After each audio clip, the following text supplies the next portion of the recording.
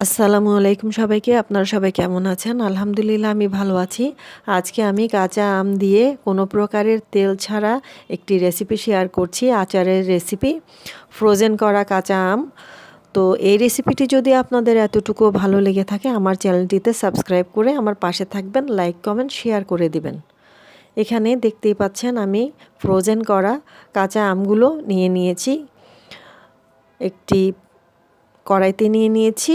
এখন আমি চুলাটা এখনও অন করিনি। আমি সব মশলা একে একে দিয়ে দিচ্ছি, সেটাই আপনাদের সাথে শেয়ার করছি। আমি এখানে এই আমগুলোর সাথে প্রায় 1.5 কাপ পরিমাণ চিনি দিয়ে দিয়েছি এবং স্বাদমতো লবণ দিয়ে দিয়েছি।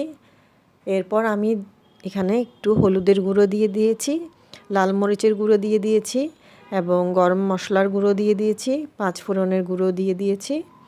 দেখতেই পাচ্ছেন। তো এগুলো আমার দেয়া হয়ে গেছে। এখন আমি ভালোভাবে নাড়াচাড়া করে নিচ্ছি। এখানে আমি একটুও সরিষার তেল বা অন্য কোনো প্রকারের তেল ব্যবহার করিনি।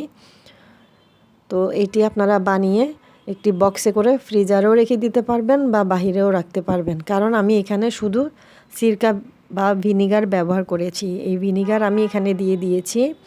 আমি 1 কাপের চেয়ে একটু কম ভিনিগার দিয়ে দিয়েছি, আধা কাপের চেয়ে একটু বেশি। তো ভিনিগার দিয়ে আমি ভালোভাবে নাড়াচাড়া করে নিচ্ছি।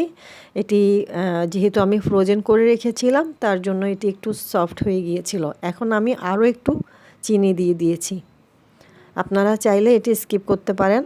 আমি একটু মিষ্টি করার জন্য, যেহেতু টকটা একটু কম পছন্দ করি আমি, টকটা হালকা থাকবে, মিষ্টিটা বেশি থাকবে। তো এটি ভাতের সাথে খেতে অনেক ভালো লাগবে বা পোলাওয়ের সাথে, খিচুড়ির সাথেও খেতে পারবেন। তো এভাবে আমার এই আমের আচারটি হয়ে গেছে।